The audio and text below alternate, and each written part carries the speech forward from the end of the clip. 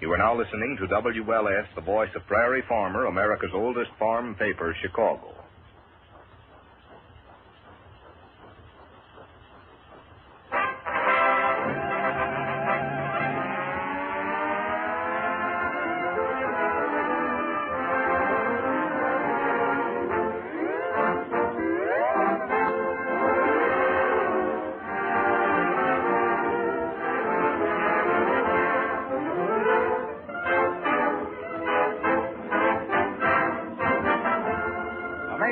Johnson's Wax send you another stocco session of salubrious syncopation and self-starting situations with Rico Martelli's orchestra, Lynn Martin, the Johnson Merrymen, and Marian and Jim as those carefree concoctors of contagious comedy, Fibber McGee and Molly.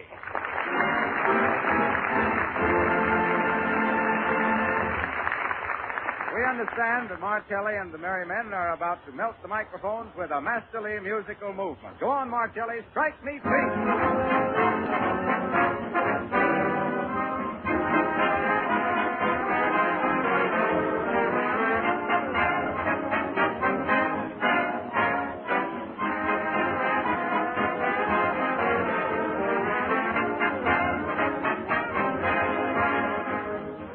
Well, it's certainly easy to listen to Martelli's sparkling music, and it's also easy for you to have floors that sparkle and gleam without 1 minute's work of rubbing or buffing.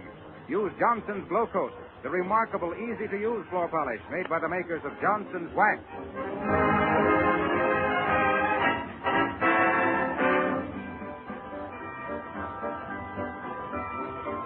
Strike me pink if I don't think I'm falling in love. Strike me blue if I don't think it's you. Strike me brown if you're not down from heaven above. Strike me green if I don't mean it true. I was shy, a bit of oh my, but now I feel free. So free, there's no doubt you're going to bring out the southern in me. Strike me pink if I don't think I'm falling in love. Strike me blue if I don't think it's you.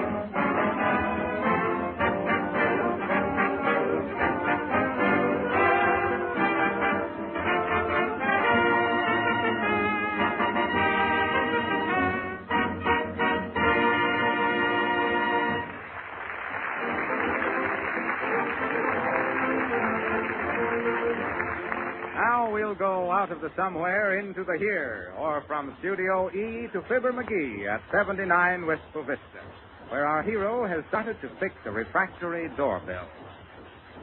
Where's that wire go from here, Molly? Down the wall and under the cellar stairs, McGee. Well, come on down and show me. There it goes, McGee, up on the ledge there. Where? Up here? I don't feel nothing. McGee, look after that mouse trap. Oh! Fine time to tell a feller. What's the idea of putting a mouse trap where a feller can't see it? Here, take me out of it. Who? Take me out of it. Well, hold still. I'm sorry, McGee. There now. Shucks. I cut my finger off. Bad method. Aha! And what do you hand for now? Look, you see that there bare place into the wire? There's your trouble, Molly. That's why she won't ring. And what's the bare spot in the wire got to do with it? It's touching nothing that I can see. That don't make no difference. It's the insulation that holds the electricity into the wire. When the insulation's wore off, the juice leaks out. Oh. I'm surprised you didn't know that, Molly. Why, when I was into the Signal Corps over into France, repairing telegraph wires to headquarters, they used to call me Wonder McGee, the wire wizard of the World War. Oh. Hand me the pliers, Molly. They're sticking in your belt, McGee. Oh, yeah.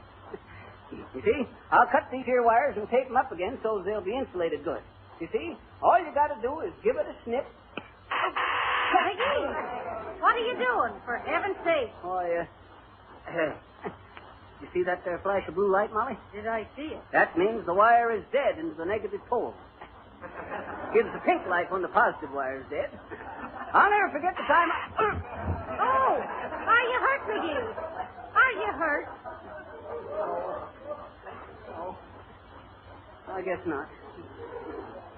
Kind of knocked me back onto my heels is all. Onto your heels. Now, just hand me that there tape, Molly, and I'll have her tied up in a jiffy. Thanks. You tore off enough tape there to wrap up the Pacific cable, McGee. I know. I was never one of these here electricians to skimp onto my work. Let's see now. Positive, negative. You see, Molly, you always got to wind the tape from right to left, like this here. It's a well-known fact that electricity twists from right to left as it goes along the wire. So you got to be careful to keep it. There you are. All fixed. Let's go. Are you sure it's all right now, McGee? Am I? Baby, when I fixes them, they stay fixed. I know more about wires and pliers and tapes than this here signor macaroni. Well, for once, McGee, you fixed something. Congratulations. Go on with you. When it comes to electricity, I'm the Ampere's grandpa. Where's the doorbell? Is that up over the stove there? It is that. You know what I'd like to do, Molly? What's that? I'd like to hitch the doorbell up to the radio so that we could ring the gong on them amateurs ourselves. Did you get it, Molly? I said that. Ah, it ain't funny, McGee. Okay. Now, look, Molly. You go out onto the front porch and ring the bell whilst I stand here and see if it rings loud enough. All right. And then you can get to work and scrub the porch, McGee, whilst I guard the top. Okay. Oh, I had the doorbell that had the bum buzzer. I threw it away and got me another. You ringing it, Molly? I rung it 7 times, McGee. Well, try her again. All right. Shucks. Now, what in chunk of... I wonder... Well, McGee, did it ring? Not very loud, Molly. I gotta do me some adjusting on it, I guess. You see, the coil is probably fouled with the condenser, which makes the hoop superheterodyne co-equal to the resistance. Hey, Molly, where are you going? I'm going to call the hardware store and ask them to send an electrician. Oh, shucks, Molly, I can fix it, I tell you. You don't have to call nobody else when Let go I'm of the here. phone, McGee. Let go. My mind is made up. Hello? Hello, operator. Hello? Hello, operator? Hello. McGee. The phone's dead. Phone's dead? Why, shucks, that's funny. I just... Funny, is it? Huh? You cut the phone wires instead of the doorbell wire. Oh. McGee, where are you going?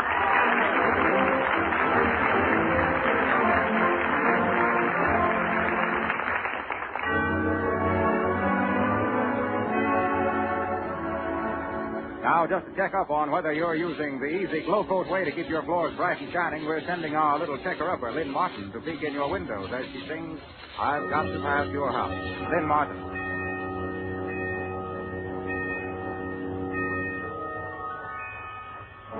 It's 6 o'clock. My work is done.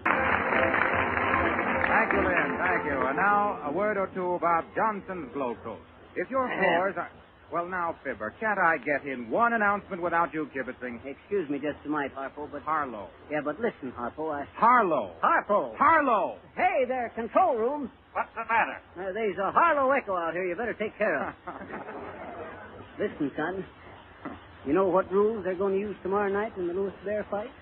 Why, the Marquis of Queensbury, as usual, I suppose. Nope. They're using Johnson's Glow Coat rules tomorrow night instead. Oh, Glow Coat rules? Yep. No rubbing, no buffing. Put them on the floor and polish them off like nothing at all. Come on, Molly.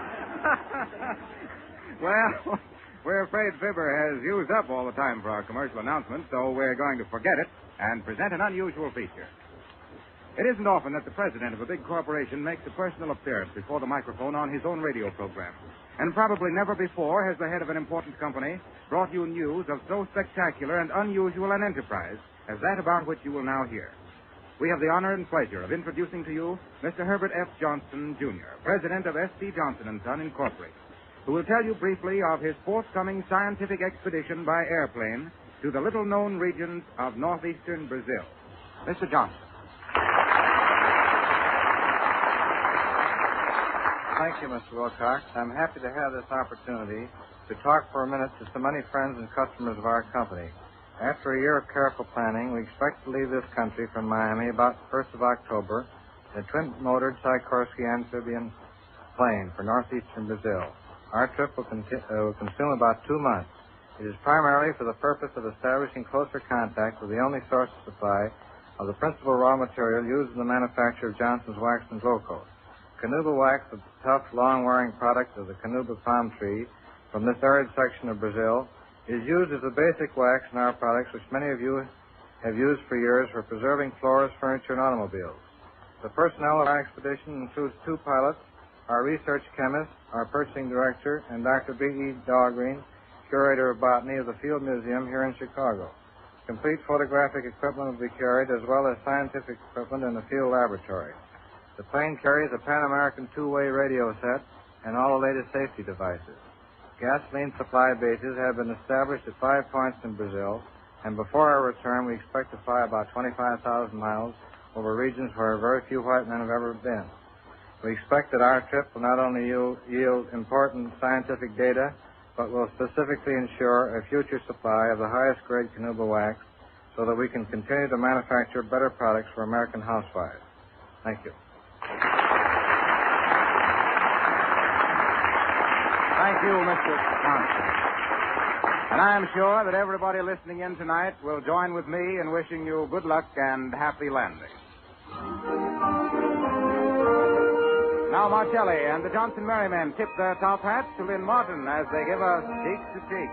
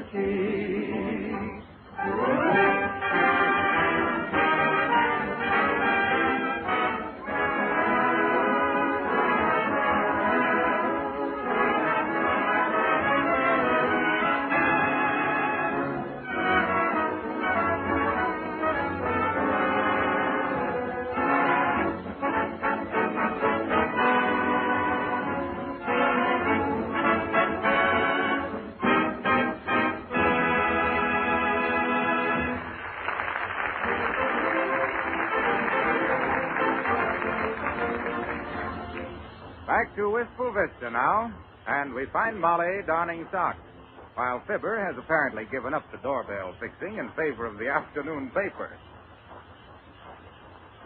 Fibber.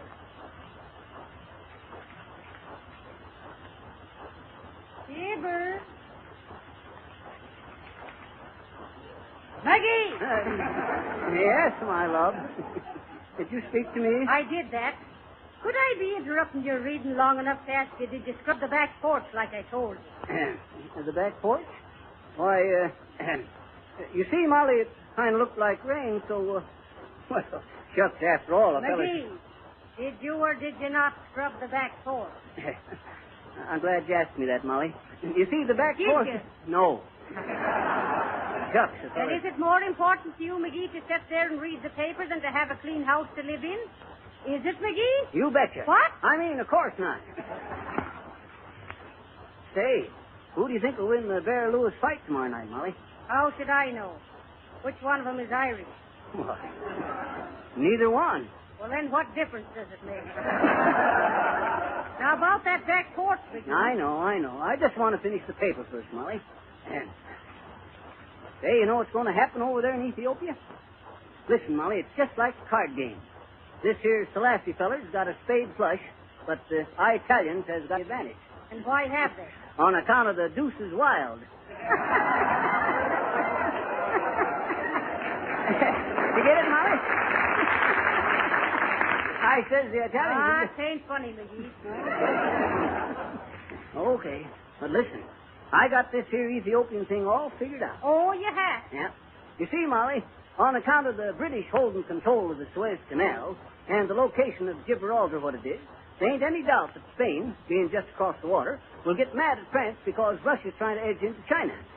That means, Molly, that Sweden and Norway, which is usually neutral, will have a tough time persuading Greece to let Poland and Austria keep the freedom of the seas.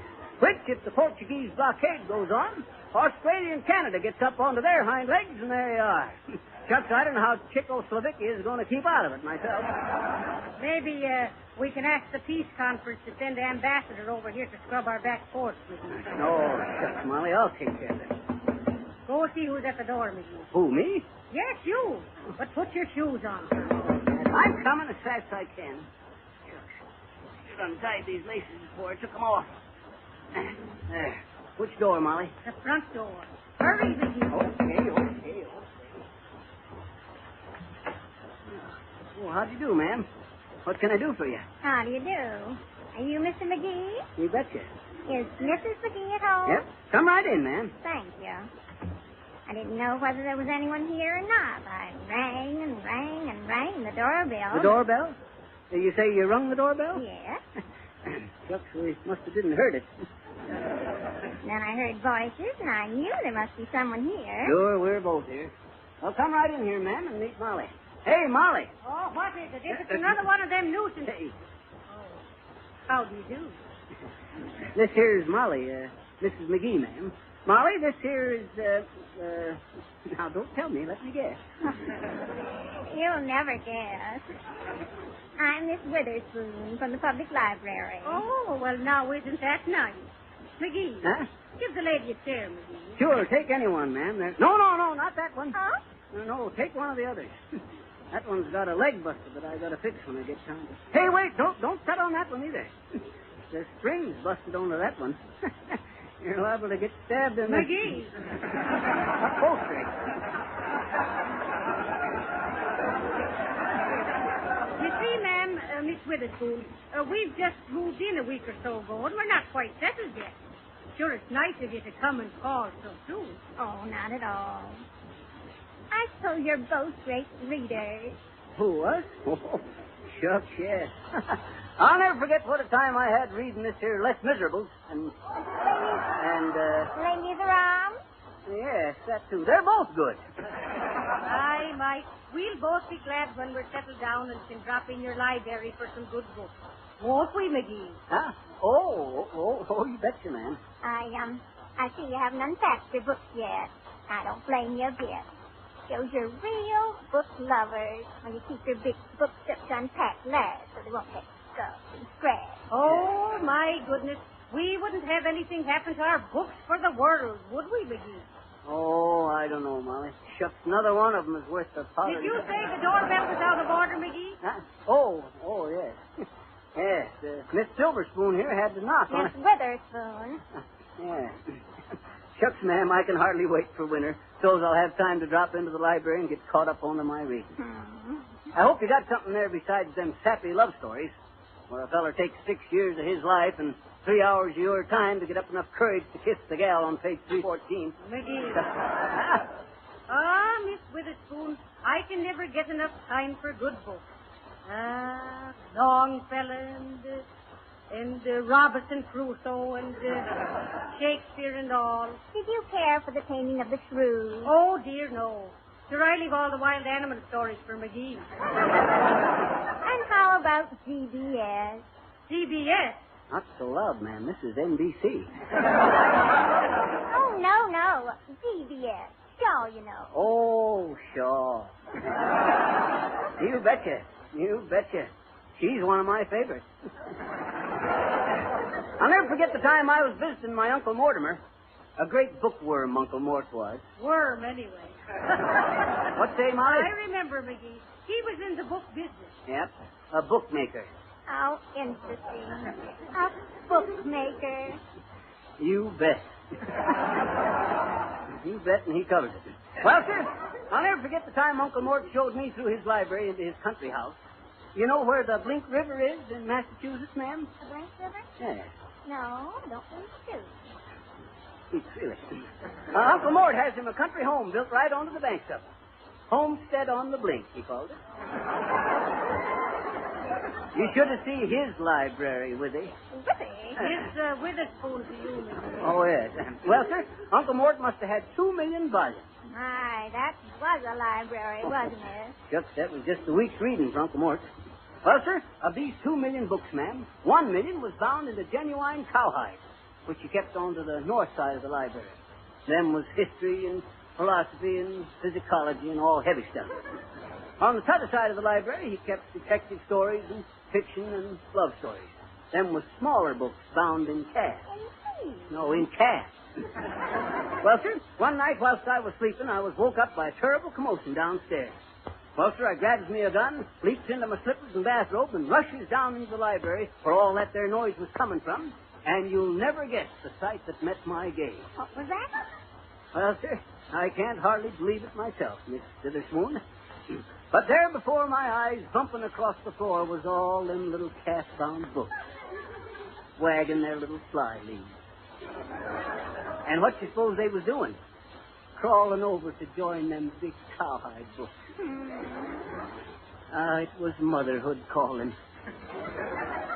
And wasn't no time at all before there was a calfskin book snuggled up to each cowhide book. A calf and a cow and a calf and a cow. Just like that. Cutest sight you ever hoped to see. Now, if you'll excuse me, ma'am, I got to go out and scrub the back porch.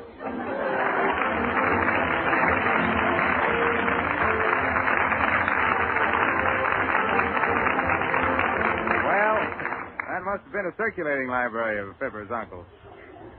And seeing that he had difficulties with both his cows and his calves, we'll ask Martelli and his Johnson Merriman to sympathize with Double Trouble. I got trouble, double trouble, for a business fool. When one is such a headache, I have to be in love with two. If I choose one, then I lose one. Such a business fool. I really couldn't suffer, my heart's big enough for two. I can talk with them, I can talk with them, I can walk with them, I can walk with them, even swim with them, even swim with them, but I can't go on a honeymoon with them. That's my trouble, double trouble, I don't know what to do. Oh, crazy as a cuckoo, trying to get good to do.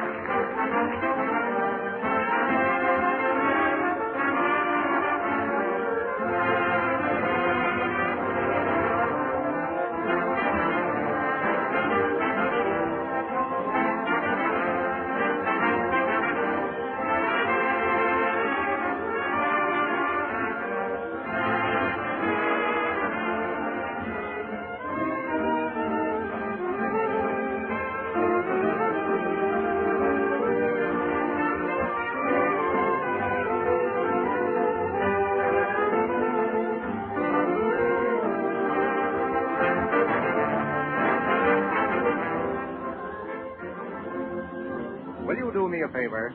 I wish you'd just look down at your floors. Do they have a beautiful polish, or are they beginning to get dull and shabby? You can make them look like new again in a few minutes' time if you use Johnson's Glow Coat. This wonderful new liquid polish works like magic on linoleum or wood floors. Right before your eyes, it changes unattractive floors to bright, shining floors and saves you all the work of rubbing and buffing. Glow Coat dries in 20 minutes and shines as it dries without help from you. Once your floors and linoleum are protected with Glow Coat, they stay clean for weeks at a time.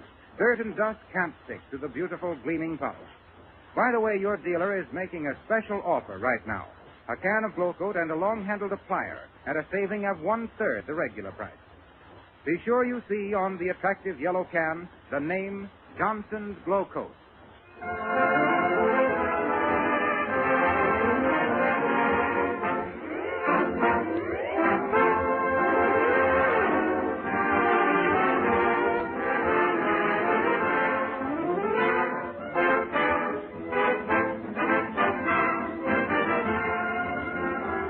You to be back with us next Monday evening when we'll again meet these happy householders, Fibber and Molly McGee. Remember, next week it's 1 hour later than usual for those not living in a daylight saving zone.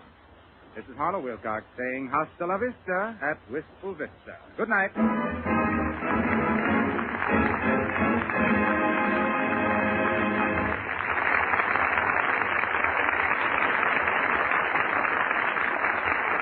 Fibber McGee and Molly come to you from our Chicago studios. This is the National Broadcasting Company.